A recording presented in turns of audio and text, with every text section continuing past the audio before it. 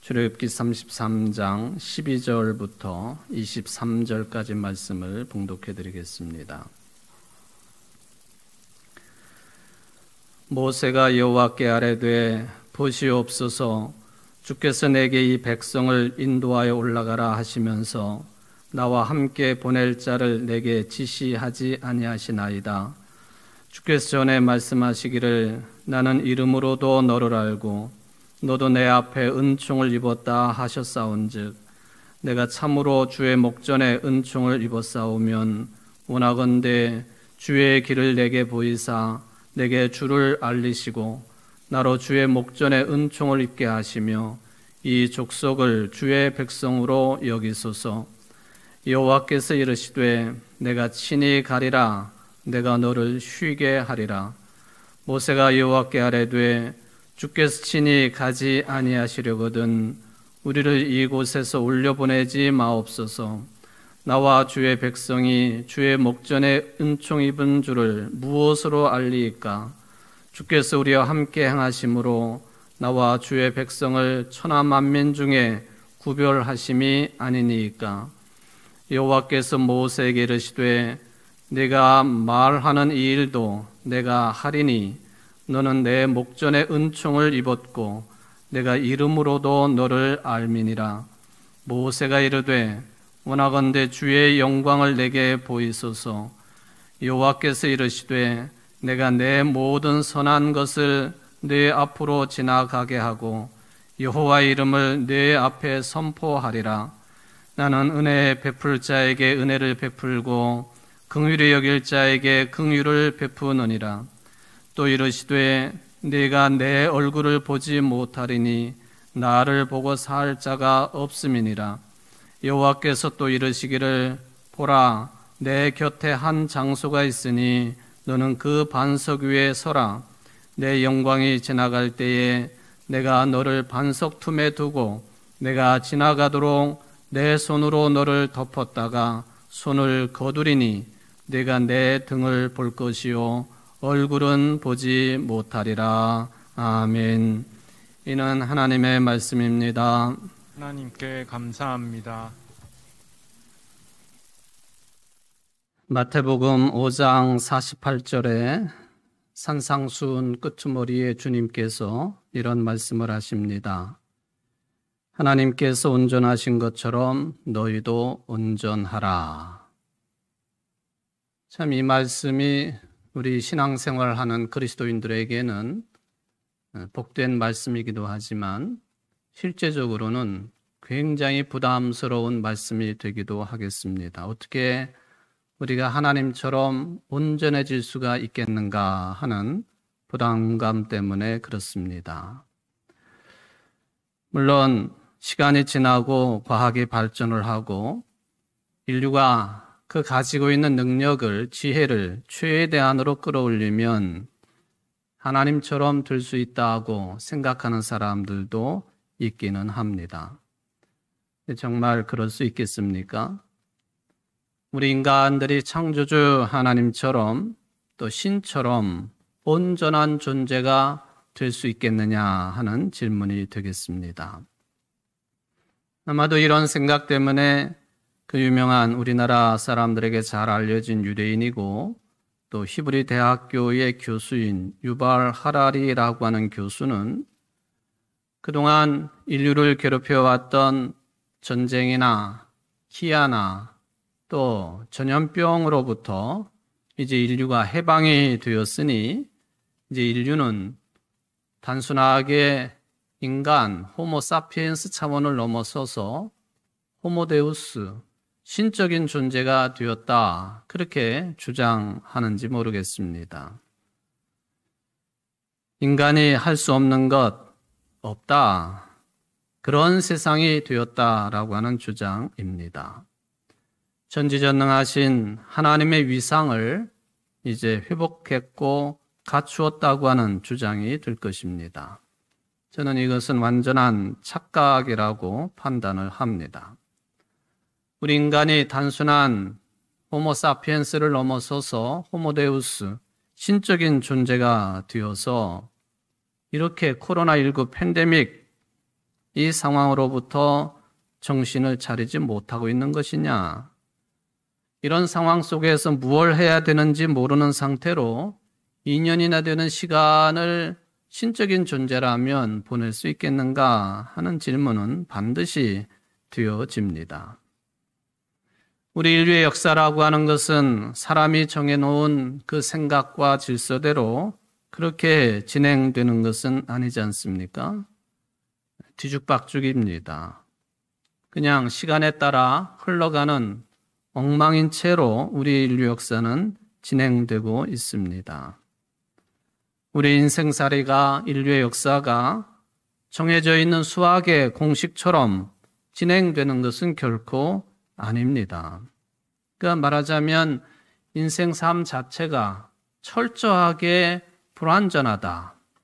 따라서 인류의 역사도 철저하게 불완전하다 하는 것임을 깨닫고 사는 것이죠. 그래서 마태복음 5장 48절의 말씀, 하나님께서 온전하신 것처럼 너희도 온전하라.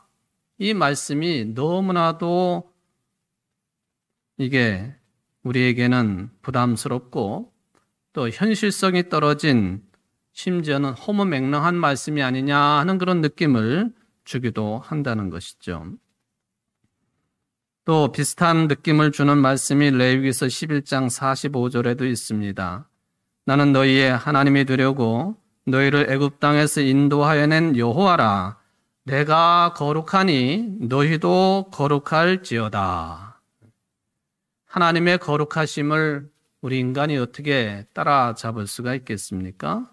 그런데도 내가 거룩하니 너희도 거룩할지어다 라고 요청을 하십니다. 거룩하심은 하나님만이 가지고 계시는 성품일진데 우리 부족한 인생들이 어찌 거룩해질 수 있겠습니까? 요한복음 13장 34절 말씀도 비슷한 느낌입니다. 내가 너희를 사랑한 것 같이 너희도 서로 사랑하라. 무조건적으로 조건 없이 사랑하시는 주님의 사랑을 우리가 어찌 따라갈 수가 있겠습니까? 참 어려운 내용이지요. 저는 그래서 히브리서 12장 2절 말씀이 은혜가 됩니다. 믿음의 주요 온전케 하시는 이인 예수를 바라보자. 우리의 신앙의 길은 믿음의 주가 되시고 또 온전케 하시는 예수님을 바라보는 것뿐입니다. 이것 이상 있을 수가 없다 하는 생각을 가져보기 때문에 오늘도 이 말씀이 은혜가 됩니다. 예수님께서 산상수훈에 하나님이 온전하신 것처럼 너희도 온전하라 하는 이 말씀은 우리가 주님을 바라보면서 그 의미가 무엇인지를 깨닫게 된다면 그것 자체가 은혜입니다. 하나님을 사랑하고 이웃을 내 몸처럼 사랑하라 하시는 예수님의 뜻대로 살려고 노력하고 또 그렇게 그리스도인으로 존재한다는 것 자체가 바로 그것이 온전함을 지향하는 우리 그리스도인들의 삶의 태도이기 때문에 그렇습니다. 이처럼 우리 모든 인생들은 기본적으로 온전할 수 없는 존재입니다.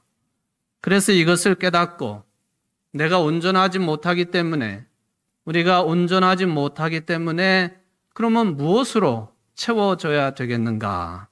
이거를 말씀을 통해 깨닫고 또 성령의 깨우침을 통하여서 우리가 깨달을 수 있다고 한다면 겸손한 자세로 살아갈 수 있는 존재가 될 것입니다. 저는 오늘 출애굽기의 말씀이 그런 깨달음을 허락하시는 귀한 말씀이라고 판단을 합니다. 오늘 읽은 말씀 가끔 전하는 말씀입니다만은 그런 차원에서 오늘은 다른 관점에서 하나님의 말씀을 설교하려고 생각을 합니다. 모세와 관련된 이야기이죠. 그리고 이 말씀이 베풀어진 장소는 시내산이었습니다. 시내산, 이스라엘 백성들이 애굽을 탈출을 해가지고 가나안까지 가는 길목에 있는 아주 중요한 순간을 맞이하게 하고 또 아주 중요한 신앙을 고백하게 한 산이 시내산입니다. 그런데 이 시내산은 모세로 말하자면 이미 출애굽기 3장에 기록된 대로 모세가 미디안 광야에서 애굽을 도망쳐서 40년 동안 양을 치는 목자로 살 때에 이미 이 시내산을 다녀간 기록이 남아있는 그 산입니다. 물론 그때는 호렙산이라고 하는 명칭으로 불리워졌습니다마는 시내산이나 호렙산은 같은 산이다. 그렇게 보는 것이 성경을 연구하는 학자들의 공통된 의견입니다. 그러므로 이미 출애굽을 해가지고 가나안 땅 가는 길목에 지금 시내산에서 모세와 하나님과의 대화, 그 시내산은 이미 모세가 지도자로 부르심을 받기 전에 하나님을 깊이 만나고 체험을 했던 그 호렙산과 같은 산이다라고 하는 것을 생각해 볼 수가 있는 것이죠. 양떼를 몰고 높은 산으로 올라갈 때마다 모세는 이것저것을 체험을 합니다. 그러다가 결정적으로 타지 않는 그런 나무에서 들려지는 하나님의 음성을 듣게 되었습니다. 하나님이 모세를 부를 때에 힘내니 예, 제가 여기 있습니다 하고 모세는 답변을 하고 그리고는 깊은 하나님의 체험을 통해서 이스라엘을 애굽으로부터 해방시키는 지도자로서 부르심을 입은 것을 우리는 기억을 할 수가 있겠습니다. 그때 호렙산에 모세는 가보지 않은 길을 가본 것입니다. 40년 동안 양떼를 이끌고 어디든지 다녔지만은 그 광야를 넘어서서 호렙산에 들어갔을 때에 하나님은 모세를 만나 주셨다 하는 그런 기록이 나와 있습니다. 이렇게 출애굽 사건 전에 모세는 시내산에서 하나님을 만나는 체험을 했는데 오늘 본문에서 또한 출애굽이 진행되면서 과정 속에서 이 시내산에서 다시 하나님을 만나는 체험을 하고 있습니다. 이제 앞으로 40년을 광야에서 유리방황하며 지내야 되겠는데 그리고 40년이 끝나고 가나안 땅에 들어가더라도 하나님이 아닌 바알을 숭배하는 가나안 원주민들과 함께 살아야 되는데 이스라엘 백성들에게 참 알지 못하는 그 길을 걸어가야 되는 이스라엘 백성들에게 특별히 지도자인 모세는 불안해할 수밖에 없었습니다.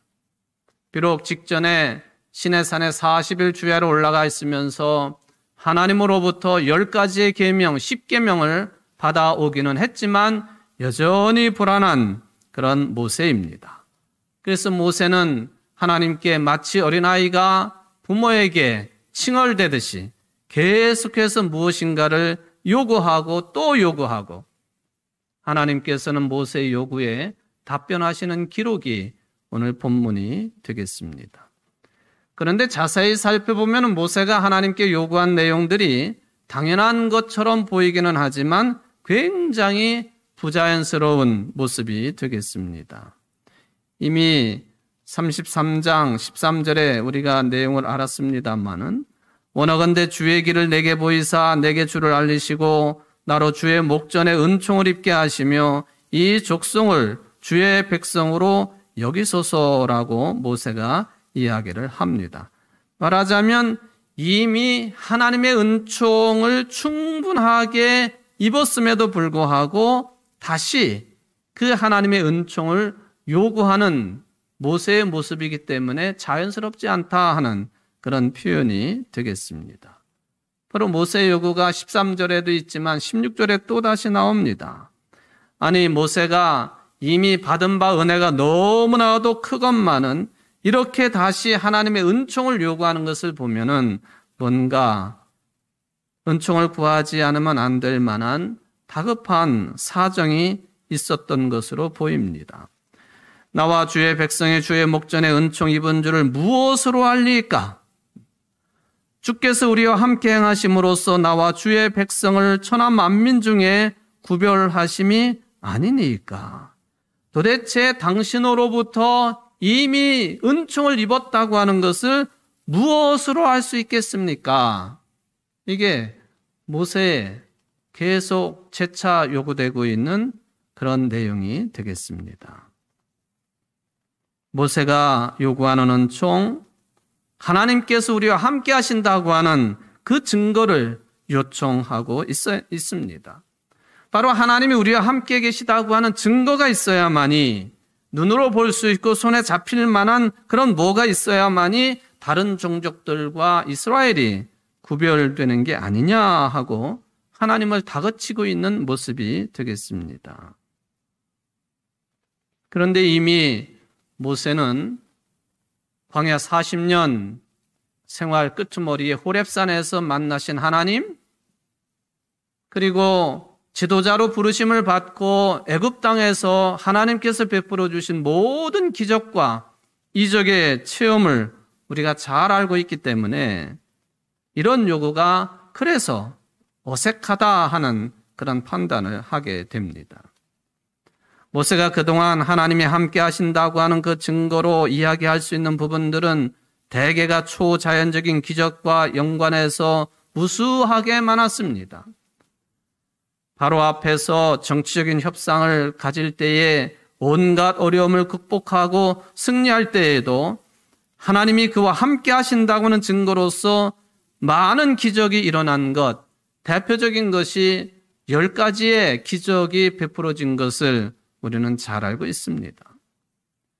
그리고 결정적으로 바로 직전에 자기들 앞을 가로막고 있던 홍해를 하나님의 인도하심으로 자신들은 털 하나 상하지 아니하고 마치 육지를 건너는 것처럼 홍해 건넌 것을 저들은 이미 직전에 체험한 사람들입니다.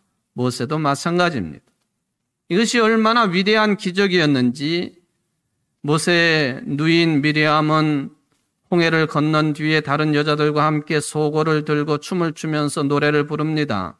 너희는 여호와를 찬송하라. 그는 높고 영화로우시며 말과 그 탄자를 바다에 던지셨음이로다. 그것뿐입니까? 광야 생활을 하면서 물의 문제, 양식의 문제 기적적으로 해결함을 받습니다. 이런 모든 사건들을 체험했다고 한다면 여전히 하나님께서 자신들과 함께하고 계시다고 하는 것을 확신하는 게 보통 일터인데 모세는 계속해서 무언가 증거를 요구하고 있는 그런 모습, 이게 오늘 본문의 말씀이 되겠습니다. 제가 오늘 설교 준비를 하면서 한 편의 영화를 이제 보게 되었습니다. 2019년도에 개봉이 되었고 우리나라에서도 개봉이 되었다고는 하지만 저도 잘 모르는 영화인 것을 보면은 많은 사람이 보지 않은 그런 영화라고 볼 수가 있겠습니다. 물론 2020년도에 골든 글로브상, 또 영국의 아카데미 영화상, 또 제92회 아카데미 후보에 오르기도 했습니다만은 영화 제목이 두 교황이라고 하는 종교적인 의미를 가지고 있는 제목입니다. 제목이 그러는 것처럼 실존 인물의 이야기를 그린 작품이 되겠습니다. 지금 교황이 프란체스코라고 하는 교황명을 가지고 있는 교황이지요. 그런데 그 전임 교황이 베네딕토 16세입니다. 이 베네딕토 16세가 놀랍게도요, 가톨릭의 역사 가운데 1294년 첼레스티노 5세라고 하는 교황이 이 온전한 자유의지로 말하자면 교황직에서 물러난 사람이 1294년 이래로 그 이후로 719년 만에 온전한 자기 자신의 뜻, 그 의지대로 살아있는 채로 교황에서 물러난 사람이 지금 교황의 전임자인 베네딕토 16세입니다. 여러분, 교황직은요, 종신직입니다. 죽어야만이 그 직을 내려놓는 거예요. 그러니까 살아있을 때 그 직을 내려놓는 일은 극히 드물다 하는 것이죠. 어지간하면 이게 719년 만에 이게 숫자도 헤아리기가 쉽지 않은 그런 횟수입니다만은 베네딕토 16세가 죽지 않은 상태로 교황직을 내려놓는 그런 선언을 하게 된 것이죠. 그리고는 그 뒤를 이어받은 사람이 아르헨티나 출신 신부요 추기경이었던 바로 지금의 교황입니다. 호르헤 마리오 베르고글리오라고 하는 이름을 가지고 있는 지금의 교황이 이제 그 다음 교황직을 이어받게 된 것이죠. 어쨌든 이 두 교황은 여러 면에서 아주 극명하게 대조되는 그런 삶의 이력을 가지고 있는 사람들입니다. 전임 교황 베네딕토 16세는요, 독일 출신이고 엄격하고 보수적인 교회 윤리를 강조한 신학자였습니다. 아주 어려서부터 사제, 신부의 소명이 분명했고 심지어는 유겐트라고 하는 나치 소년단 전력을 가지고 있기 때문에 끝까지 이것 때문에 괴로움을 겪기도 하고 비판을 받았던 사람입니다. 신의 로트와일러, 독일산 맹견이라고 하는 별명을 가질 정도로 가톨릭의 정통신앙의 파수꾼으로 불릴 정도입니다. 사람들과 어울리는 것도 잘 못해요. 그래서 늘 혼자 식사합니다. 피아노 연주 실력은 또 아주 높은 수준을 가지고 있는 이 고독한 인생을 살아간 사람이 베네딕토 16세입니다. 반면에 지금의 교황 프란체스코 교황은요, 화학을 공부한 아르헨티나 출신의 해방신학자입니다. 해방신학자라고 하는 그것이 이분이 어떤 분인가 하는 것을 잘 보여주고 있는 그런 내용이 되겠습니다. 사랑하는 여인에게 청혼을 하러 가던 길에 신부로서의 부름을 받습니다. 그러니까 어려서부터 신부가 되려고 했던 베네딕토 16세하고는 아주 다른 길입니다. 사랑하는 여인에게 청혼하러 가다가 소명을 받게 되었다 하는 것이죠. 아르헨티나의 군사 독재 정권의 더러운 전쟁에서 교회를 지키고 또 사람의 목숨을 구하려다가 변절자라고 하는 오해까지 받았던 인물이 지금의 교황이죠. 가난한 사람들의 사목을 하고 낮은 자리에 사람들과 어울리고 축구를 즐겨했던 사람입니다. 바로 이 두 사람을 이 베네딕토 16세는 영국 출신의 배우인 앤서니 홉킨스라고 하는 사람이 열연을 했고요. 그리고 또 이 프란체스코 교황의 역할은 조너선 프라이스라고 하는 역시 영국 출신의 배우가 열연을 했습니다. 근데 어쩌면 그렇게 똑같은 그런 태도라든지 말투라든지 표정이라든지 이제 그런 모습을 찾아볼 수가 있었습니다. 그런데 이 두 교황 이야기 가운데에 참 놀랍게도요, 그 가톨릭의 최고의 권력자인 교황이 저 남미의 가난한 사람들을 위해 사목을 하고 있던 이 추기경 신부에게 고해 성사를 요청을 합니다. 이거는요, 질서상 있을 수 없는 일입니다. 있을 수 없는 일이에요. 고해 성사라고 하는 것은 가톨릭의 7대 성사 중에 하나입니다만은 자신의 죄를 눈에 보이는 신부에게 고백을 하고 신부를 통해서 용서함을 요청하는 그런 절차가 고해 성사 아닙니까? 가톨릭 사람들은 고해 성사를 제때 하지 아니하면요, 성찬에 참여할 수가 없습니다. 제도화되어 있는 중요한 신앙의 여정이죠. 그런데 최고의 성직자요, 가톨릭의 최고의 권력자요, 예수님을 대신하는 사람인 교황이 저 아래에 있는 추기경에게 내가 당신에게 내 죄를 고하겠다, 그 요청을 합니다. 처음에는 이 추기경이 만류하기도 했습니다마는 끝끝내 고해 성사를 합니다. 베네딕토 16세가 이런 말을 합니다. 고해를 하면 죄 지은 자의 영혼은 씻길지 몰라도 희생자를 돕지 못해요.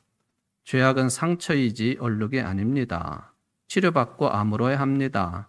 용서는 충분치 않아요. 고해 성사를 요청하는 이 교황에게 추기경이 한 말이에요. 그랬더니 교황이 말을 합니다.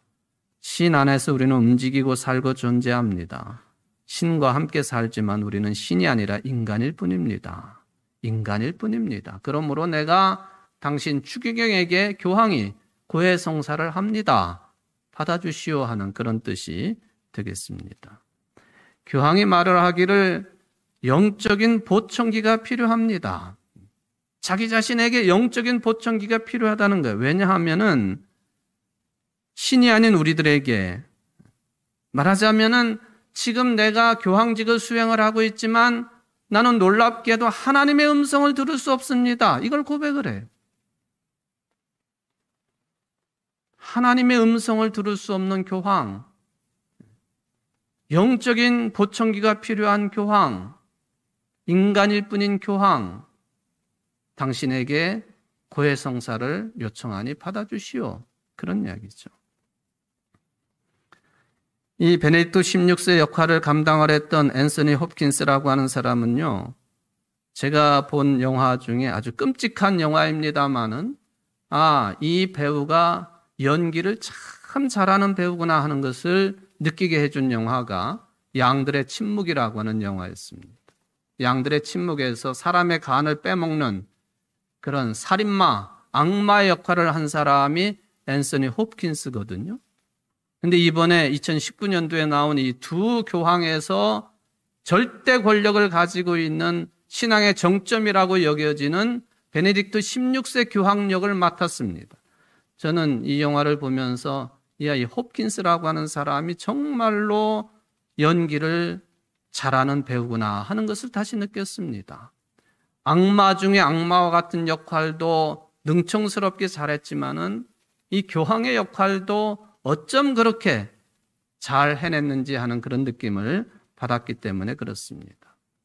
이 앤서니 홉킨스가 어느 날 인터뷰를 합니다. 기자가 묻습니다.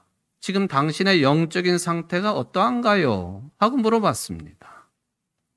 그가 답하기를 과거 나는 무신론자이거나 불가지론자였습니다. 그런데 바로 얼마 전부터 내가 아무것도 모르는 사람이라는 것을 깨달았습니다. 내 손과 몸을 볼 때마다 내가 늙어간다는 것을 깨달으면서 나보다도 위대하고 큰 무언가가 확실히 있다고 생각하게 되었습니다. 그리고 난 절대적으로 아무것도 아니라고 하는 점도 깨달았습니다. 내 인생은 내가 알 수 없는 무언가 진짜로 큰 것이 안내한 여정이라고 생각을 합니다. 이 모든 것을 생각할 때에 나는 나보다 훨씬 큰 무언가가 있다는 것을 알게 되면서 이제야 그것을 하나님이라고 부르게 되었습니다. 난 영적인 사람이 된 것입니다. 뭐라 말로 설명 못할 절대적인 체험, 그것이 은총인가 봅니다. 이게 지금 베네딕토 16세 역을 감당을 했던 앤서니 홉킨스라고 하는 사람이 인터뷰에서 한 말이, 이게 작년 1월 달에 한 인터뷰니까 최근의 인터뷰가 되겠습니다. 여러분, 아주 유명한 배우이고 또 연기를 잘하는 배우이고 돈도 많이 벌었을 터이고 지금도 저보다도 20살이 더 많으니까 80대 중반으로서 활발하게 연기 활동을 하는 사람입니다마는 그는 수시로 내가 부족하다고 하는 것을 깨닫는 존재였다 하는 점에 더 마음에 듭니다. 여러분, 인간이라고는 누구나가 다 온전함을 갖출 수 없는 것 아닙니까? 그러므로 온전하지 못한 우리이기 때문에 누구라도 모든 인간들은 위로부터 주어지는 성서에서 말씀하시는 것처럼 주님의 은총과 긍휼이 필요한 존재라는 것이, 저도 그렇고 여러분들도 마찬가지입니다. 이것을 좀 젊었을 때 깨닫느냐, 받아들이느냐, 아니면은 나이 들어서도 깨닫지 못하고 교만한 모습으로 살아가느냐, 그 차이는 있겠습니다만 본질적으로 인간은 온전치 못한 존재라, 불완전한 존재이기 때문에 뭔가로 채워져야 되는데 우리 그리스도인들은, 우리 신앙인들은 하나님의 말씀에 의지해서 그 채워져야 될 것이 주님이 주시는 은총과 긍휼이라는 거예요. 오늘 본문 말씀이 그것을 전해주고 있습니다. 교만하지 말아야 되는 것이죠. 오늘 모세 이야기를 통해서 하나님, 언제라도 당신이 우리와 함께 하신다고 하는 그 증거를 보여주십시오. 하나님이 계시지 않는 것처럼 느껴집니다. 하나님 부재에 대한 고백입니다. 놀랍게도요, 하나님이 계시지 않는 것 같다 하는 이 느낌은 신앙의 깊이에 들어가지 않는 한 느껴질 수 없는 느낌입니다. 신앙의 깊이에 들어가지 못한 사람이 오히려 나는 하나님을 만났습니다, 나는 확신합니다, 큰 소리치는 법이지요. 설익은 모습이 다 익은 것처럼 거들먹거리는 법입니다. 이게 하나님을 만나는 역설이에요. 하나님 당신이 계시지 않는 것 같아요. 하나님의 부재, 하나님의 죽음, 하나님의 계시지 않음을 말할 수 있는 것은 신앙의 깊은 경지에 들어갈 때만 가능한 일이다 하는 것이죠. 그러므로 모세의 오늘의 외침은 바로 그런 차원에서의 외침이다라고 우리가 판단을 해야 될 것입니다. 주의 영광을 내게 보이시옵소서. 하나님 우리와 함께 하신다고 하는 것을 증거를 내 보이십시오. 하나님이 여기 있다, 이거다라고 말씀하시지 않아요. 오늘 19절에 보면은 구약 성경에서 가장 중요한 복된 말씀이 이렇게 선언이 됩니다. 나는 은혜 베풀 자에게 은혜를 베풀고 긍휼히 여길 자에게 긍휼을 베푸느니라. 아주 중요한 말씀이에요. 여기 두 단어, 중요한 단어, 은혜와 긍휼이라고 하는 단어가 나오지 않습니까? 은혜와 긍휼, 우리 스스로 노력한다고 얻어질 수 있는 것이 아니라 하나님께서 우리들과 함께 하실 때 다가오는 하나님의 능력입니다. 이 하나님의 은혜와 긍휼을 체험할 수만 있다고 한다면 더 바랄 것이 없는 게 우리의 인생입니다. 돈이 더 필요하겠습니까? 권력이 더 필요하겠습니까? 이 하나님만이 베푸시는 은혜와 긍휼이 우리 인생의 삶, 온전치 못한 우리의 인생의 삶을 가장 충만하게 채워주시는 원천이 된다라고 하는 것을 믿으시는 여러분들 되시기를 바랍니다. 도대체 은혜가 뭘까? 성경에서 말씀하신 은혜는요, 아주 간단합니다. 하나님이 주시는 선물이라는 뜻이에요. 선물. 가장 쉽게 말하면 내가 지금 숨쉬고 이렇게 존재하는 것 자체가 내 선물이다. 그걸 깨닫는 게 하나님의 은혜입니다. 여러분 오늘 교회 오실 때 어떤 일이 있으셨는지 저는 잘 모르겠습니다만 어떤 일이 있었던 간에 주일날 거룩한 예배 시간에 이렇게 호흡하면서 건강한 모습으로 내가 이 예배 자리에 존재한다고 하는 것 자체가 하나님의 은혜인 줄 깨달으시기를 바랍니다. 이거를 말씀하고 계세요. 무슨 증거를 보여달라고 그러느냐? 네가 산다고 하는 것 자체가 은혜야. 그게 선물이야. 그런데 세상은 우리에게 그렇게 가르치지 않습니다. 우리의 존재 자체가, 생명 자체가 선물이 아니라 나의 소유라고 자꾸만 가르칩니다. 그러니까 자꾸 비교하게 되고 싸우게 되어져 있고 짜증내고 비명을 지릅니다. 오늘 본문에 보면은 하나님이 은혜를 베풀 자로 산다는 게 무슨 뜻인지 이것을 확인해 볼 필요가 있겠습니다. 도대체 어떤 사람이 하나님의 은혜를 받을 수 있겠습니까?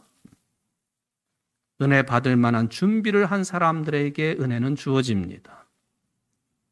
준비하지 못하거나 하지 않은 사람에게는 하나님도 은혜를 베풀 수가 없다는 뜻이에요. 마치 누가복음 14장에 나와 있는 것처럼 예수님의 비유입니다마는 왕이 혼인잔치라고 하는 큰 잔치를 베풀어 놓고 이미 초대장을 받은 사람들에게 이제 음식이 다 준비되고 잔치가 다 준비되어 있으니 참석하라고 요청했을 때 나는 밭을 샀기 때문에 땅 보러 가야 됩니다. 나는 소를 5겨리를 샀기 때문에 돌 보러 가야 됩니다. 나는 방금 갓 결혼을 했기 때문에 부인을 즐겁게 해줘야 되기 때문에 그 잔치 자리에 참석하겠다고 이미 전언을 했던 그 잔치자리에 참석할 수 없습니다. 준비되지 아니한 자들에게는 하나님의 은혜가 주어지지 않는다는 것입니다. 왕이 화가 났습니다. 종들에게 명령을 합니다. 초대받지 못했던 사람들, 가난한 사람들, 걷지 못하는 사람들, 보지 못하는 사람들, 다리 저는 사람들을 동네 길과 골목까지 종들이 나가서 잔치자리로 인도하라고 명령을 합니다. 그래도 남은 자리가 있었습니다. 다시 주인은 종들을 길과 산울타리가로 나가게 보내서 설득하고 사람들을 권하여 데려오라고, 그래서 잔치자리가 채워졌습니다. 언제 초대받았는가가 아니라 초대에 응하는 자가 하나님의 나라 초청잔치를 맛볼 수 있다고 하는 비유의 말씀입니다. 누가 하나님의 은혜를 누릴 수 있는가? 준비된 자에게만 은혜는 주어지는 법입니다. 그래서 우리는 마음문을 열어야 되는 거예요. 하나님의 말씀의 설교에 대해서도 마음문을 열어야만이 은혜가 되는 거예요. 왜 똑같은 설교를 들었어도 어떤 사람은 마음이 불편하고 어떤 사람은 기쁨이 가득 찰까요? 준비되어 있지 않기 때문에 그렇습니다. 특별히 교회 예배를 드릴 때에, 하나님의 말씀의 설교를 들을 때에 여러분들 기도로 준비하십시오. 누구나가 다 말씀에 대한 은혜를 누리시기를 바랍니다. 이건 매우 중요한, 그러나 아주 기초적인 영적인 질서가 되겠습니다. 도대체 은혜를 받을 준비를 한다고 하는 것이 무슨 뜻일까? 갈망하는 마음이 강하다, 그런 뜻입니다. 원한다, 그런 뜻이죠. 은혜를 갈망하기 때문에 여러분들은 예배자리에 나와 있지 않습니까? 은혜를 갈망하기 때문에 기도하는 것 아닙니까? 은혜를 갈망하기 때문에 말씀을 사모하는 것 아닙니까? 그런데 사람들은 보통 내가 이룬 업적에, 자랑거리에 매달려 살기가 쉽습니다. 갈망하는 자세가 아닙니다. 예수님 당시에 예수님을 받아들이지 아니한 사람들 대부분이 자신의 인생의 업적을 자랑하던 사람들이었습니다. 늘 말씀을 드립니다마는 누가복음 18장에 있는 바리새파 사람과 세리의 기도가 아주 극명하게 비교가 됩니다. 바리새파 사람은 이렇게 기도를 해요. 나는 일회에 2번씩 금식해요. 나는 모든 소득의 11조를 어김없이 바치고 있습니다. 여기 있는 죄인 세리와도 같지 않습니다. 죄를 짓고 있는 그런 사람들과도 같지 않습니다. 자신의 업적을 자랑하는 사람들은 예수님을 모시지 못한 사람들이에요. 복음서가 그렇게 말씀하시지요. 자기 자랑, 자기 업적에 매이는 사람들은 하나님의 은혜를 갈망할 수 없어요. 그의 입으로 나는 은혜를 사모하고 나는 갈망합니다 말을 할지라도 자기 업적과 자기 자랑에 매이는 사람들은 하나님을 갈망하는 게 아니에요. 은혜를 받을 수 없는 거예요. 가짜 은혜예요. 종교개혁가 마르틴 루터는 이것 때문에 심각하게 고민한 사람이에요. 열심히 기도하고 구제하고 몸을 눈밭에 뒹굴고 혹독한 그런 훈련을 쌓아도 왜 나에게는 은혜가 주어지지 않을까? 왜 나에게는 구원의 기쁨이 없을까? 의롭다고 인정받는 것은 믿음으로 뿐이다. 로마서 1장 17절의 말씀을 깨닫고 그는 크게 회개하고 종교개혁을 일으키지 않습니까? 두 교황이라고 하는 영화에서 저는 그 장면이 참 인상적이었습니다. 좀 전에도 언급을 드렸습니다마는 교황이 추기경에게 고해성사를 요청하는 거예요. 이거 참 있을 수 없는 일이죠. 개신교는 신부에게 죄를 고하지 말고 직접 하나님께 죄를 고하라고 가르치고 있잖아요. 그게 옳습니다. 그러나 가톨릭의 고해성사가 됐든 개신교에 직접 하나님께 죄를 고하든지 간에 똑같은 게 있어요. 그건 뭐냐? 하나님의 은혜와 똑같아요. 아주 중요한 것입니다. 신부들의 옷을 갈아입는 제의실에서 교황이 추기경에게 고해성사를 하며 용서를 구합니다. 나는 더 이상 하나님의 존재가 느껴지지 않는다고 고해를 합니다. 나는 더 이상 주님의 음성을 들을 수 없다고 하면서 고해를 합니다. 그러니 더 이상 교황직을 수행할 수 없다고 고백을 합니다. 여러분, 그렇기 때문에 인간이 이렇게 부족한 존재이기 때문에 홀로코스트가 필요한 거예요.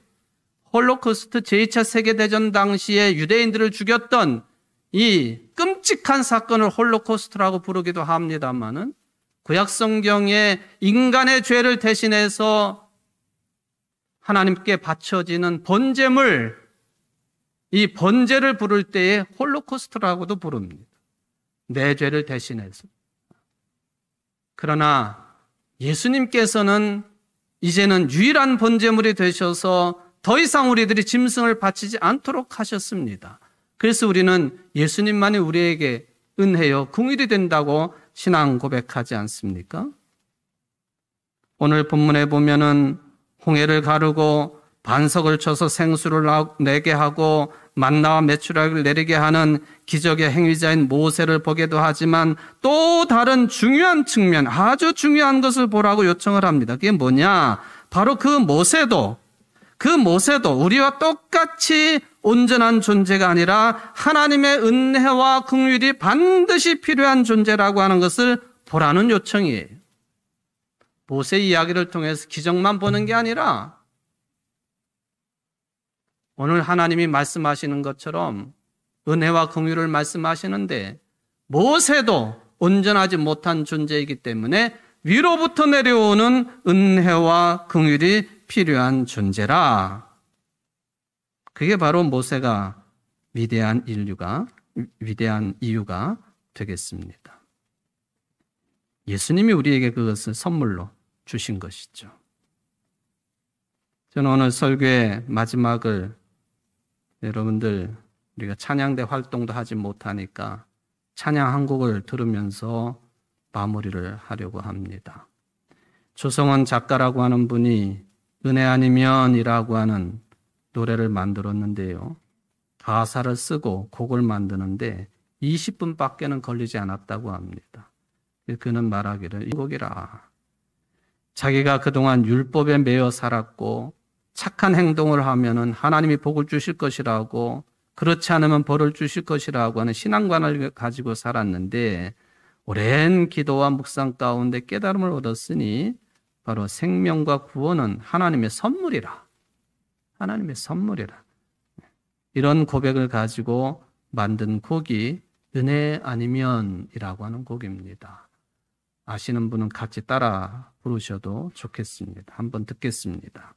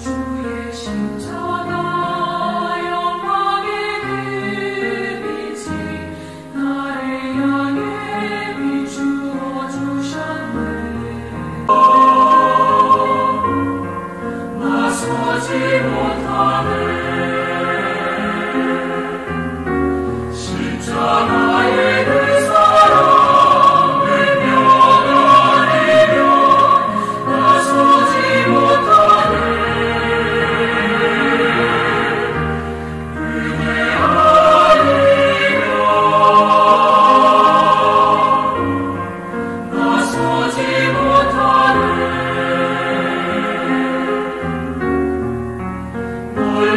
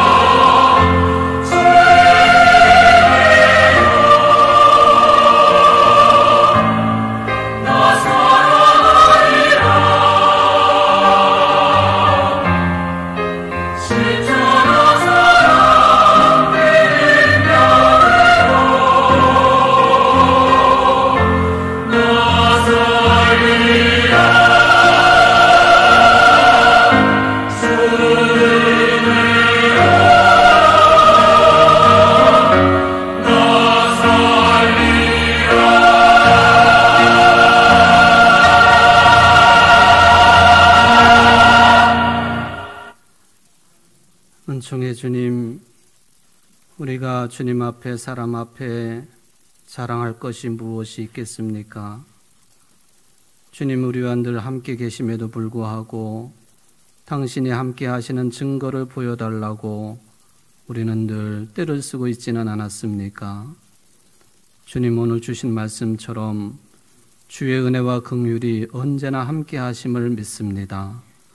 우리의 부족함을, 온전치 못함을 채워주시는 하나님의 선물, 은혜와 불쌍히 여기시는 긍휼하심을 우리가 온전히 누리기에 부족함이 없는 우리 청주 제1교회 모든 성도들이 될 수 있도록 도와주옵소서.